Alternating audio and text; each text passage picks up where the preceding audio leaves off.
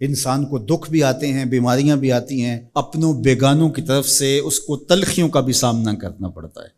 تو اس موقع پر آپ کی زبان کوئی ایسا جملہ نہ کہے جو اللہ کی ناراضگی کا سبب ہو۔ غم تو پہنچتا ہے اور غم سے انسان متاثر بھی ہوتا ہے، یہ تو نہیں ہے کہ تکلیف پہنچے۔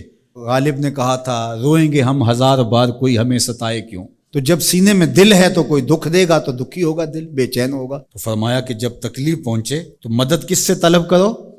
صبر سے، کہ اللہ مجھے توفیق صبر دے۔ روایت ہے کہ سلمان رضی اللہ تعالی عنہ حاضر ہوئے اور ان کے چہرے کے اوپر کوئی ایسے آثار تھے کہ جس طرح بہت بڑی پریشانی ہو۔ تو ان کو کہا کہ تمہارا جو دکھ ہے وہ اس کو کہو جو دکھ کا مداوع کر سکتا ہے، غم اسے کہو جو غم خار ہو، جو غم خار ہی نہ ہو اسے غم کہنے کا فائدہ۔ بعض اوقات لوگ خام خواہ بے چین ہوتے کہ میرے کو پوچھے تمہیں کیا ہے، چہرے کے اوپر جو ہے وہ خشونت سجائے، چہرے کے اوپر جو ہے وہ اداسی سجائے۔ آپ کو صدمہ پہنچے تو بعض اوقات ٹھیک ہے، انسان بے بس ہو جاتا ہے، اس کے چہرے بچھڑے سے اس کا ظہور بھی ہوتا ہے، لیکن کچھ ایسی چیزیں جو چھپائی جا سکتی ہیں اس کو چھپائیں۔ ہنس کے پی جا تلخی ایام کو ناصر، غم کے سہنے میں بھی قدرت نے مزہ رکھا ہے۔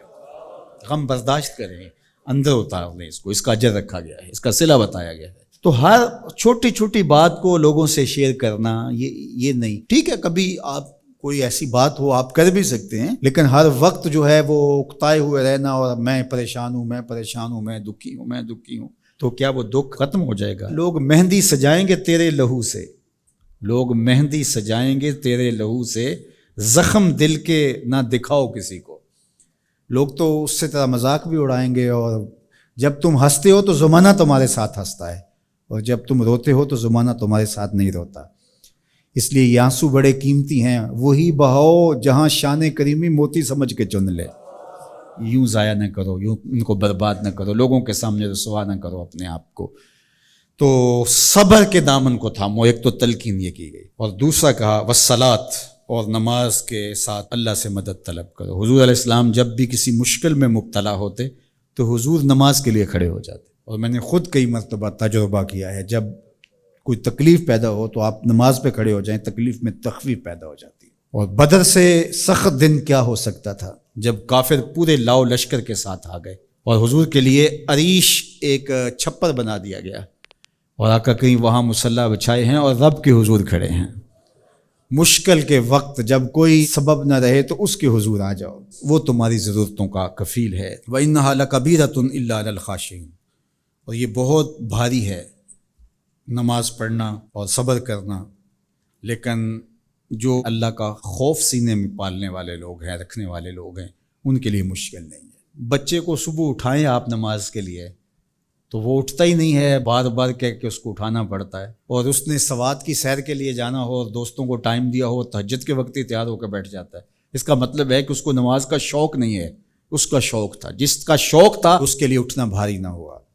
میرے والد گرامی سے کسی نے کہا جی جاگ نہیں آتی، تو فرمانے لگے صبح منڈی جانا ہو تو جاگ آ جاتی ہے، کچہریوں میں تاریخ ہو تو یاد آ جاتی ہے۔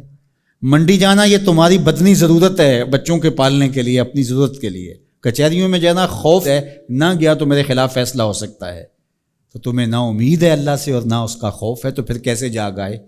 اور کسی نے کہا کہ حضور نماز پڑھنا چاہتا ہوں، جاگ نہیں آتی۔ اللہ اکبر، کہنے لگے ارادہ اگر پکا ہو تو نیند نہیں آتی، بار بار اٹھ کے ٹائم دیکھتے ہیں وقت تو نہ گزر جائے۔ اللہ اکبر۔ تو فرمایا یہ بھاری ہے لیکن خاشعین کے لیے بھاری نہیں ہے، خشیت خدا سینے میں نہیں ہے، اللہ کا خوف سینے میں نہیں ہے، تو واقعی صبح کا اٹھنا بہت زیادہ بھاری ہے، بہت زیادہ مشکل ہے، لیکن جو خشیت والے ہیں ان کے لیے مشکل نہیں ہے۔ یہ مان لیا کہ صبح کا اٹھنا، سحری کا اٹھنا نفس پہ شاک ہے، لیکن اگر کسی کی زندگی کی لذت اس میں رکھ دی گئی ہو، اللہ اکبر، تو پھر اس کے لیے مشکل تو نہیں ہوگا۔ راہ خدا میں تکلیف اٹھانا مشکل صحیح، لیکن زندگی کا سرور اس میں رکھ دیا گیا ہو۔ وہ مزہ دیا تڑپ نے میری آرزو ہے یا رب، میرے دونوں پہلوؤں میں دل بے قرار ہوتا۔